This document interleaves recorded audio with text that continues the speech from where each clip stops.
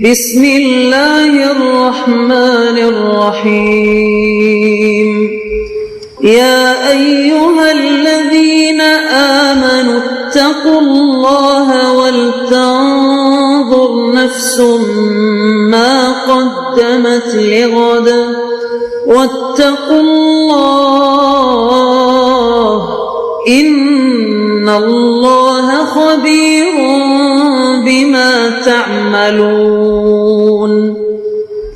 اے ایمان والو، اللہ سے ڈرتے رہو اور ہر شخص کو دیکھنا چاہیے کہ اس نے کل یعنی آخرت کے لیے کیا سامان بھیجا ہے، اور ہم پھر کہتے ہیں کہ اللہ سے ڈرتے رہو، بے شک اللہ تمہارے سب اعمال سے خبردار ہے۔ بسم اللہ الرحمن الرحیم، الحمد للہ رب العالمین، والصلاة والسلام على اشرف الانبیاء والمرسلین وعلى آلہ واصحابہ اجمعین ومن تبعہم بإحسان الى یوم الدین۔ قابل صد احترام حضرات شائقین و شائقات سچا پیغام، السلام علیکم ورحمۃ اللہ وبرکاتہ۔ آج کی محفل میراث النبی کے نورانی پروگرام میں آپ کا استقبال ہے۔ اہلا و سہلا مرحبا۔ ہم آپ تمام حضرات و مستورات کا خیر مقدم کرتے ہیں۔ محترم حضرات و خواتین، تعلیم کا آغاز ہو رہا ہے۔ سب سے پہلے آداب تعلیم کا لحاظ کرتے ہوئے تعلیم کی طرف متوجہ ہو جائیں۔ پورے دھیان سے سننا، عمل کی نیت سے سننا اور تبلیغ کی نیت سے سننا، یعنی سنی ہوئی باتیں دوسروں تک پہنچانے کے جذبے سے سننا چند خاص آداب تعلیم ہیں۔ امید ہے کہ آپ حضرات ان آداب کا ضرور خیال رکھیں گے۔ جزاکم اللہ۔ بسم اللہ الرحمن الرحیم۔ نیو ایئر منانے اور اس میں شرکت کا حکم۔ ہر قوم اپنے کیلنڈر کے حساب سے نئے سال کے پہلے دن کو بڑی اہمیت دیتی ہے اور اس دن کو بڑی دھوم دھام سے منایا جاتا ہے۔ حالانکہ یہ نیا اور پہلا دن بھی دوسرے ایام سے کچھ الگ نہیں ہوتا۔ ایسا نہیں ہے کہ نئے سال کے پہلے دن میں صرف خوشی ہی خوشی ہوتی ہے۔ دیکھا جاتا ہے غم میں ڈوبے لوگ آج بھی غمگین ہوتے ہیں۔ نئے سال پر بھی لوگوں کو موت آتی ہے، ایکسیڈنٹ ہوتا ہے، مصائب اور مشکلات پیش آتے ہیں۔ پھر آج کے دن خوشی کے طور پر منانے کی خاص وجہ کیا ہے؟ کیا نبی کریم صلی اللہ علیہ وسلم نے نئے سال کا جشن منایا؟ کیا صحابہ کرام رضوان اللہ تعالی علیہم اجمعین نے آپس میں ایک دوسرے کو نئے سال کی مبارکباد دی؟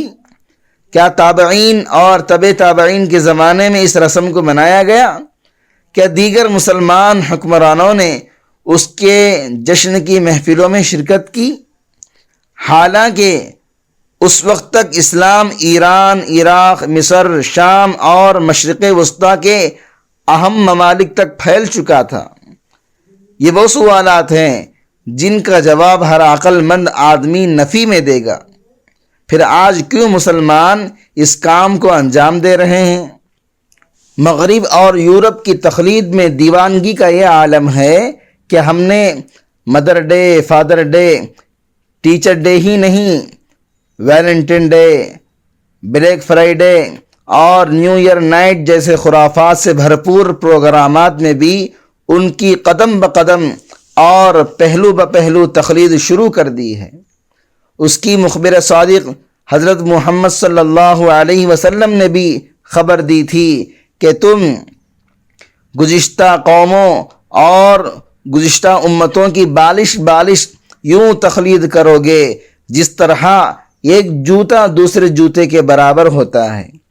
شرابوں کی قیمتوں اور مانگ میں اضافہ، فارم ہاؤس اور نائٹ کلبز میں ایڈوانس بکنگ، ڈانس اور ڈانسر، خوبرو لڑکیوں اور ماڈلز کا ریٹ بڑھا دینا، ساحل سمندر پر نہانے پر عائد پابندی سے بچنے کے لیے پھرتیاں، NGOs کی جانب سے مخلوط پارٹیز کے انعقاد کی تیاریاں، اہل ثروت افراد کے یہاں ڈانس اور مجرا پارٹیز کی گھما گھمی اور پہلے سے کارڈز کی تقسیم، ایمانداری سے بتلائیے کیا یہ مسلمانوں کے کام لگتے ہیں؟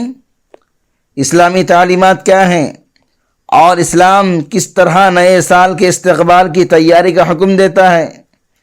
اس بحث میں پڑے بغیر معزز والدین اپنے ضمیر سے سوال تو کر لیں، کیا ان کی بیٹیاں اور بیٹے جس مادر پدر آزاد کلچر کا نیو ایئر نائٹ کے نام پر حصہ بنتے جا رہے ہیں، کیا ان کی غیرت اسے گوارا کر سکتی ہے؟ کیا وہ یہ پسند کرتے ہیں کہ ان کے نازوں سے پلی بیٹیوں پر جنسی بھیڑیوں کی ہوسناک شہوت انگیز نگاہیں پڑیں؟ ہوا کی بیٹیاں غیر مردوں کے ساتھ ناچیں گائیں، ان کے ساتھ پھریں، ان کا بستر گرم کریں؟ نہیں، یقیناً نہیں۔ تو پھر اپنا کردار ادا کیجئے، رہنے دیجئے واعظ خوش کو، مگر غیرت کا یوں جنازہ تو نہ نکلنے دیجئے، عزت کو یوں نیلام تو نہ ہونے دیجئے۔ عید ہر اس دن کو کہتے ہیں جس میں خوشیاں منائی جائیں۔ ہر قوم و ملت کے لیے عید کا دن ہوتا ہے جس میں وہ اپنی خوشیوں، مسرتوں، شادمانیوں اور فرحتوں کا اظہار کرتی ہے۔ ہم مسلمان کے لیے بھی اسلام نے کچھ دنوں کو عید قرار دیا، جیسا کہ حضرت عائشہ صدیقہ رضی اللہ عنہا کی روایت ہے کہ آپ صلی اللہ علیہ وسلم نے فرمایا، ہر قوم کی ایک عید ہوتی ہے اور ہماری عید ہے۔ عیدوں اور تہواروں کے متعلق یہ بات ذہن میں رکھنی چاہیے کہ اسلام میں عیدوں کا معاملہ محض توفیقی ہے، یعنی جن دنوں کو پیغمبر صلی اللہ علیہ وسلم نے عید فرمایا وہی عید ہے۔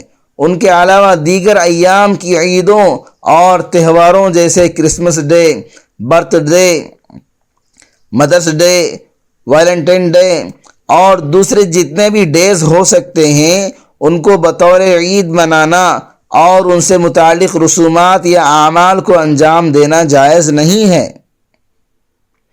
اب نئے سال کی آمد ہے، اس مناسبت سے حکومتیں نئے سال کے پہلے دن سرکاری دفاتر میں عام چھٹی رکھ کر عوام کاروبار زندگی بند کر کے جشن منائیں گے، جو در حقیقت یہودیوں کا تہوار ہے۔ وہ لوگ اس دن بگل بجا کر جشن مناتے ہیں اور اس دن کام کاج کو ایسا ہی حرام اعتقاد رکھتے ہیں جیسے سنیچر کے دن ان کے نزدیک کام کرنا حرام ہے۔ نیز ان کا یہ عقیدہ ہے کہ اس دن اسحاق علیہ السلام نے بارگاہ ازدی میں قربانی پیش کی تھی۔ ان کے نزدیک یہ دن ایسا ہی مقدس اور متبرک ہے جیسے مسلمانوں کے نزدیک عید الاضحیٰ ہے۔ محترم ناظرین کرام، اس دینی اور ایمانی بیان کو سننے کے دوران ہی اس کو لائک کر دیجئے اور شیئر بھی کر دیجئے تاکہ دوسرے بھی اس سے فائدہ اٹھا سکیں۔ اللہ آپ کو جزائے خیر عطا۔ یہودیوں نے اپنی تہذیب اور ثقافت اور مذہبی اقدار کو اتنا فروغ دیا کہ عیسائی اس سے متاثر ہوئے بغیر نہ رہ سکے، اور انہوں نے بھی اس عید کو اتنی دھوم دھام اور تزک و احتشام کے ساتھ منانا شروع کر دیا کہ اب وہ عیسائیوں کا ہی تہوار سمجھا جانے لگا۔ مگر افسوس اس بات کا ہے کہ اب یہ تہوار بعض مسلم ممالک بھی منانے لگ گئے ہیں، بلکہ جہاں مسلمان بستے ہیں وہاں منایا جا رہا ہے، اور مسلمانوں کی یہاں بھی سال ماضی کو الوداع کہنے اور سال نو کے استقبال کے لیے سرکاری دفاتر میں چھٹیاں رکھی جا رہی ہیں، اور لوگ اپنے کاروبار بند رکھ کر جشن مناتے ہیں، جو سراسر غیر اسلامی رسم ہے۔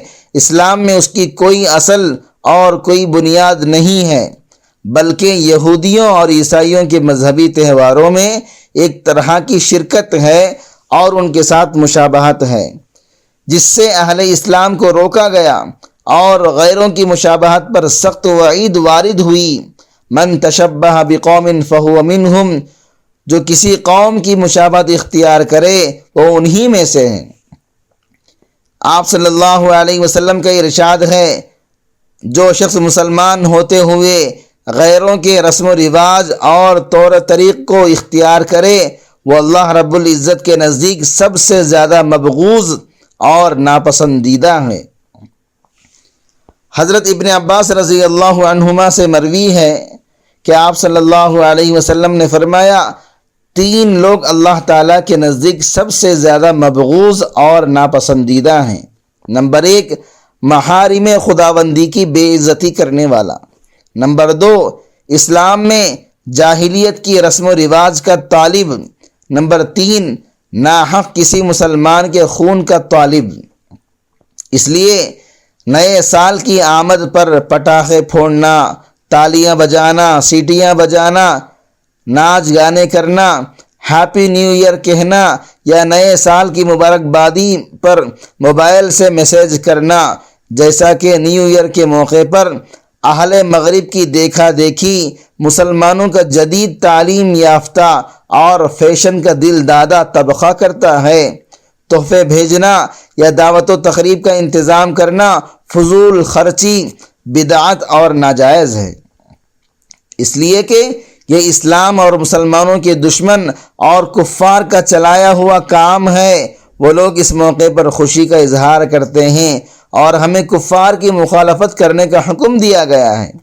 خالف الیہود والنصارى، قرآن میں ہے، ان ھذا صراطی مستقیم فاتبعوہ ولا تتبعوا السبل فتفرق بکم عن سبیلی ذالکم وصاکم بہ لعلکم تتقون، یعنی گمراہ اور بددین لوگوں کی پیروی نہ کرو اس لیے کہ وہ تم کو راہ راست سے بھٹکا دیں گے، بلکہ دین اسلام کی پیروی کرو کیونکہ یہی سیدھا راستہ ہے۔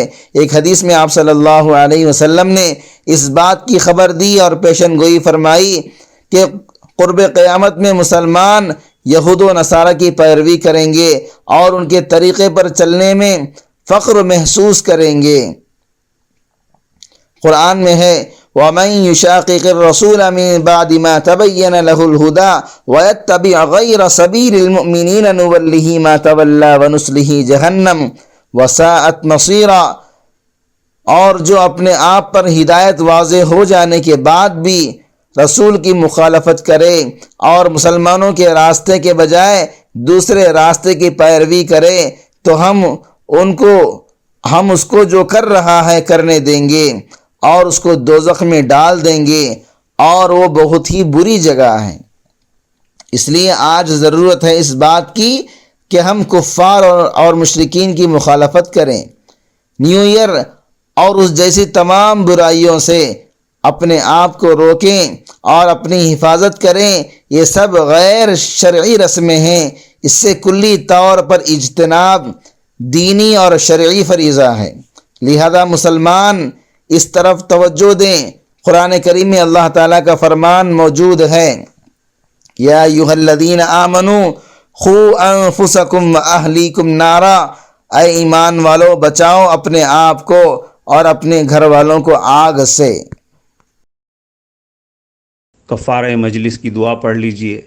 سبحانک اللہم وبحمدک، اشہد ان لا الہ الا انت، استغفرک واتوب الیک۔